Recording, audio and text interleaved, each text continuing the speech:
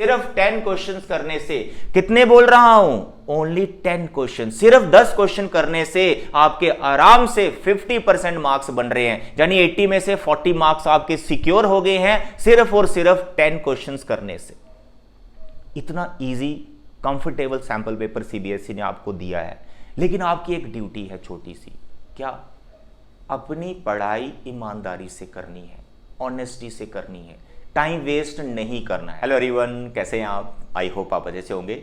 मेरे बच्चे, एक छोटी सी वीडियो में मैं क्लास 10th का जो सैम्पल पेपर अभी रिलीज हुआ है फॉर सब्जेक्ट मैथमेटिक्स, उसको डिटेल में डिस्कस करने वाला हूँ।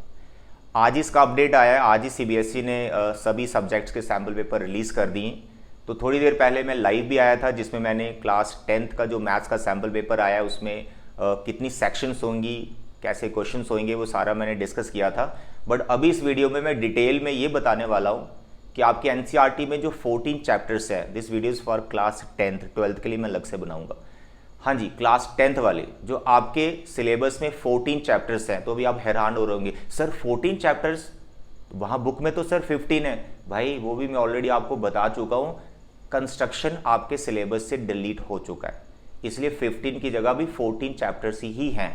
तो इस वीडियो में आप ये जान पाओगे कि वो 14 चैप्टर्स का हर एक चैप्टर का वेटेज कितना है, और लॉन्ग आंसर क्वेश्चंस किस चैप्टर से आएंगे, केस स्टडी के क्वेश्चन किस चैप्टर से आएंगे और किस टाइप के क्वेश्चंस होंगे, सब कुछ मैं आपको इस वीडियो में बताने वाला हूं। आपका स्टैंडर्ड मैथ्स है, बेसिक मैथ्स है, दोनों के लिए वीडियो आपके लिए, ठीक है। तो आप ज़्यादा से ज़्यादा इस वीडियो को शेयर करो, जितने भी आपके क्लास ग्रुप्स हैं, क्लासमेट्स हैं, उन तक ये वीडियो पहुंचाओ, ताकि सबको हर एक चैप्टर की वेटेज पता चल जाए। क्योंकि यार चैप्टर की वेटेज पता होती है ना, तो हम उस चैप्टर के लिए सीरियस हो जाते हैं कई बार नॉन सीरियस हो जाते हैं जिनकी कम वेटेज होती है, लेकिन हमें हर एक चैप्टर अच्छे से करना है। और मैंने हर एक चैप्टर डिटेल में अपने इस चैनल के थ्रू पढ़ा रखा है। वीडियो के डिस्क्रिप्शन पे जाइएगा, मेरे कुछ आपको ब्लॉग्स मिलेंगे, वो देखिएगा, आप थोड़ा एंजॉय करेंगे।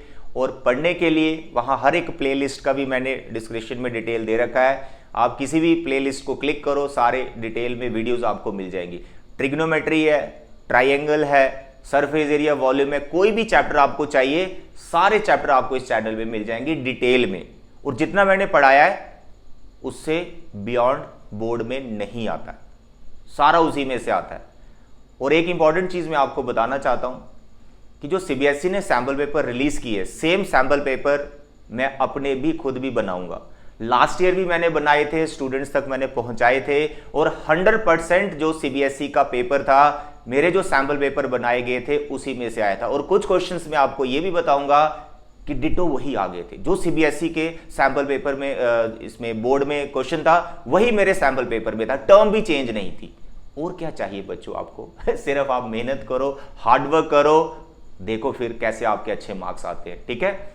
तो देखिए यहाँ पर हर एक चैप्टर को मैं डिटेल में डिस्कस करने वाला हूँ। उससे पहले मैं कुछ सेक्शंस जो अभी बताई भी थी थोड़ी देर पहले, फिर से मैं आपको बता दूं कि आपके पेपर में 5 सेक्शंस होंगी। How many sections? 5 सेक्शंस होंगी।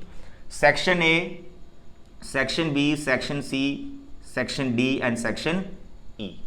सेक्शन ए में आपको 20 एमसीक्यूज मिलेंगे। कितने एमसीक्यूज मिलेंगे? सेक्शन ए में आपको 20 एमसीक्यूज मिलेंगे, 4 ऑप्शन होंगे, एक का आंसर लिखना आपको, ठीक है। और लास्ट के जो 2 क्वेश्चंस होंगे 19 और 20 वाला, वो असर्शन रीजन का क्वेश्चन होगा। 2 ही क्वेश्चन है असर्शन रीजन के, वो भी बहुत आसान होते हैं, उसमें घबराने वाली कोई बात नहीं है, ठीक है। इसके बाद सेक्शन बी। सेक्शन बी में आपके 2 मार्क्स के 5 क्वेश्चन रहेंगे।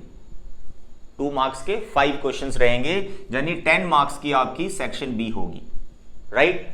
Then section C. Section C में आपको 3 मार्क्स के क्वेश्चंस मिलेंगे। How many marks? 3 marks each section C में, और ये 6 क्वेश्चंस होंगे टोटल, यानी 18 मार्क्स की आपकी सेक्शन सी होगी।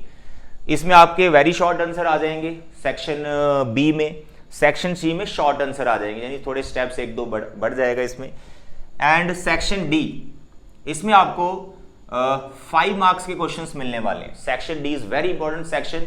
इसमें आपके लॉन्ग आंसर क्वेश्चंस होंगे, नॉर्मली जो आप प्रैक्टिस करते हो, ठीक है। जो टीचर आपको स्कूल में पढ़ा रहे हैं, कोचिंग में पढ़ा रहे हैं, नॉर्मली सेक्शन डी वाले क्वेश्चन ही आप प्रैक्टिस कर रहे होते हो, लॉन्ग आंसर टाइप क्वेश्चन ज्यादातर, ठीक है। बाकी एमसीक्यूज की प्रैक्टिस तो शॉर्टकट आपको आने चाहिए कि एमसीक्यू कैसे सॉल्व करने होते हैं। हम तो अपने बच्चों को सिखा रहे हैं, आप ये देखो कि आप भी सीख रहे हो एमसीक्यू को कैसे ट्रिक से हमने सॉल्व करना होता है वो बहुत इंपॉर्टेंट है, क्योंकि 20 मार्क्स ये बहुत इंपॉर्टेंट है आपके एमसीक्यूज के, ठीक है। चलिए सेक्शन डी में 5 मार्क्स के आपको 4 क्वेश्चंस मिलने वाले हैं, 20 मार्क्स की आपकी सेक्शन डी होने वाली है, ठीक है। और इन सेक्शंस में इंटरनल चॉइस भी है, ठीक है। वो कितने क्वेश्चंस में इंटरनल चॉइस है वो ऑलरेडी मैं सैंपल पेपर के थ्रू आपसे शेयर कर चुका हूं, जो अभी लाइव आके मैंने बताया था, लेकिन अभी भी थोड़ा हम डिस्कस करते हैं। देखिए इधर now the last section, section E. Section E में आपके केस बेस्ड क्वेश्चन है, केस स्टडी वाले क्वेश्चन है। अब इसमें क्वेश्चन कैसे रखें कि एक केस स्टडी वाला क्वेश्चन है ना, उसमें 3 है, उसके सब पार्ट्स 3 सब पार्ट्स है। फर्स्ट 1 मार्क का है और नेक्स्ट आपका 2 मार्क्स का है, ठीक है। तो यानी ये 3 क्वेश्चंस आएंगे आपको 4 मार्क्स के, तो ये हो गया आपके 12 मार्क्स। तो आप देखें 80 बनता है टोटल, तो 20 एमसीक्यूज आ गए, 20 हो गए, 10 ये आ गए, 30 हो गए, 30 20 हो गए, 30 एंड 20 सर 50 हो गया, इसका बन गया हमारे पास टोटल 20, तो ये बन गया आपका 80 मार्क्स। 80 मार्क्स का आपको पूरा पेपर आएगा 3 आवर्स का। ये है उसकी सेक्शंस, अच्छे से समझ लो भाई सैंपल पेपर को डिटेल में, ठीक है। क्योंकि यार सैंपल पेपर की आप अच्छे से अगर प्रैक्टिस करते हो, इसको अच्छे से समझ लेते हो, पेपर ऐसे निकलेगा, पेपर आराम से टैकल हो जाता है। खूब प्रैक्टिस आपको कराई जाएगी, डोंट वरी। चलिए अब हम चैप्टर पे आ जाते हैं। यहां पर मैंने ये जो लिख रखा है, ध्यान से पहले इसको समझे।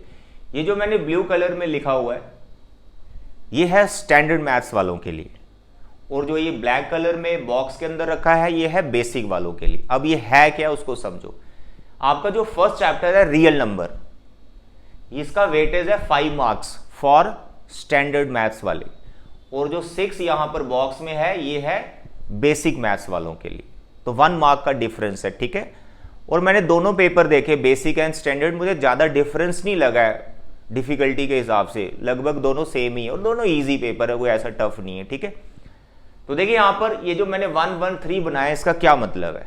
ये जो 1 1 है, मतलब रियल नंबर में से आपको 2 एमसीक्यूज आएंगे, 1 1 मार्क्स। जहां मैंने 1 लिखा है वो एमसीक्यू है, जहां 3 लिखा है वो 3 मार्क्स का, जहां 2 लिखा है वो 2 मार्क्स का, जहां 5 लिखा है वो 5 मार्क्स है, जहां 4 लिखा है 4 मार्क्स का। ऐसे पूरा चैप्टर का मैंने ये बना रखा है। तो रियल नंबर स्टैंडर्ड वाले 5 मार्क्स और बेसिक वालों का 6 मार्क्स। इसमें आपका 3 मार्क्स का क्वेश्चन बैठेगा सेक्शन सी का, ठीक है। उसका पॉलिनोमियल चैप्टर का वेटेज जो है 4 मार्क्स है for both standard and basic, दोनों के लिए 4 मार्क्स का वेटेज है। 1 एमसीक्यू आपको मिलेगा इसमें से, और एक 3 मार्क्स का इसमें से मिल जाएगा question. And this is according to the sample paper, और ऐसा ही बोर्ड में आता है, जैसा सीबीएसई ने अभी रिलीज किया ना, सेम ही आता है। चैप्टर में से क्वेश्चन भी वैसा ही रहता है, ठीक है। मतलब ऐसा नहीं है कि 3 मार्क्स का पॉलिनोमियल से बोल रहे हैं तो कहीं और से ऐसा दे देंगे, नो, 3 मार्क्स का ही पॉलिनोमियल में से आता है, ठीक है, जो भी दिखाया गया। Now the linear equation, linear equation आपका जो है 3 मार्क्स का है फॉर स्टैंडर्ड मैथ्स, और बेसिक वालों का इसका वेटेज डबल है, 6 मार्क्स का, ओके। तो यहां पर स्टैंडर्ड वाले एक एमसीक्यू मिल जाएगा लीनियर में, और 2 मार्क्स का एक क्वेश्चन मिल जाएगा सेक्शन बी, टोटल 3। और जो बेसिक वाले हैं, एक 1 एमसीक्यू मिलेगा, एक क्वेश्चन 2 मार्क्स का, और एक क्वेश्चन आपको 3 मार्क्स का मिलेगा बेसिक वाले। Quadratic chapter number 4, 1 mark, 3 mark and 5 mark. अब यहां पर आपको ध्यान देना है कि आपका जो चैप्टर 4 है क्वाड्रेटिक इक्वेशन, उसमें से एक आपका लॉन्ग आंसर क्वेश्चन निकल रहा है 5 मार्क्स का। ज्यादातर ये एप्लीकेशन पार्ट में से आता है, यानी वर्ड प्रॉब्लम, सिचुएशन प्रॉब्लम आती है, उस पर आपको ज्यादा ध्यान देना पड़ेगा। तो 5 मार्क्स का क्वेश्चन आपको क्वाड्रेटिक में से मिल रहा है स्टैंडर्ड वाले। 9 मार्क्स का वेटेज है क्वाड्रेटिक का, लेकिन बेसिक वालों के लिए इसका वेटेज सिर्फ 6 मार्क्स है।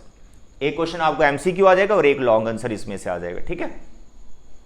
अब देखिए यहां पर एपी का खूब आप प्रैक्टिस करते हो, लेकिन एपी का इसमें एक ही क्वेश्चन रखा गया है, और ये एपी का जो है केस स्टडी। जहां मैंने 4 लिखा है ना, समझो वो केस स्टडी वाला क्वेश्चन है। 4 यहां लिखा है वो केस स्टडी वाला क्वेश्चन है। अब किस किस चैप्टर से है वो आप समझ सकते हो आराम से। तो एपी में से एक ही क्वेश्चन आएगा, केस स्टडी वाला आएगा 4 मार्क्स का, 3 उसके सब पार्ट होंगे, पहले 2 1 1 के, फिर तीसरा वाला 2 मार्क्स का होगा, ठीक है। नाउ द ट्राइंगल, अब ट्राइंगल का वेटेज यहां बहुत बढ़ा दिया गया है ये आपके लिए थोड़ा सा डिफिकल्ट हो गया, क्योंकि ट्राइंगल आपको बोरिंग भी लगता है, मोस्ट ऑफ द स्टूडेंट्स को बोरिंग लगता है, थोड़ा सा डिफिकल्ट भी लगता है, but you don't worry, triangle पूरा डिटेल में मैंने पढ़ा रखा है। जस्ट आपको प्ले लिस्ट पे क्लिक करना है, आपको वीडियो मिलेंगी धड़ाधड़ धड़ाधड़ डिटेल में, उतना ही करना अभी जितना सिलेबस में, मैंने तो पूरे पूरे चैप्टर पढ़ा रखे हैं। आपको 6.3 तक करना है ट्राइंगल, उसके आगे नहीं जाना है, ठीक है।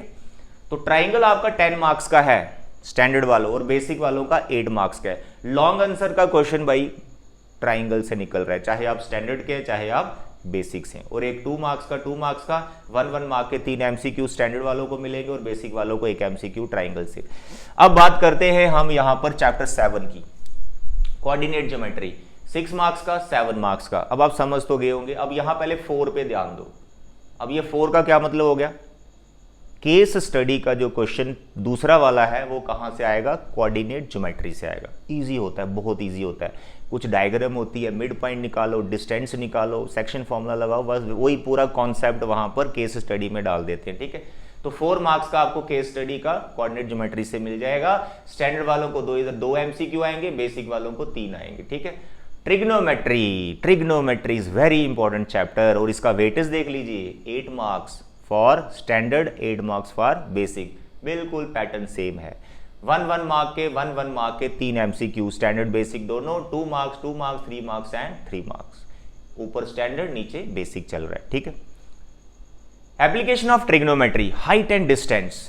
सर डायग्राम नहीं बन रहा है, अरे चिंता मत करो, केस स्टडी का क्वेश्चन आ गया है जो कि बहुत आसान होता है। शायद डायग्राम आपको गिवन ही हो, डायग्राम का काम तो हो गया ना, बस आपको देखना है एंगल ऑफ एलिवेशन फाइंड करना है, हाइट फाइंड करनी है, कोई डिस्टेंस निकालना है। तो एप्लीकेशन ऑफ ट्रिग्नोमेट्री से आपको केस स्टडी का 3rd वाला क्वेश्चन मिल जाएगा। तो एक आपको एपी में से मिल जाएगा, एक आपको कोऑर्डिनेट ज्योमेट्री से मिल जाएगा, और एक आपको एप्लीकेशन ऑफ ट्रिग्नोमेट्री से केस स्टडी के 3। ये होगी आपकी सेक्शन लास्ट वाली ई वाली, एप्लीकेशन, कोऑर्डिनेट एंड एपी।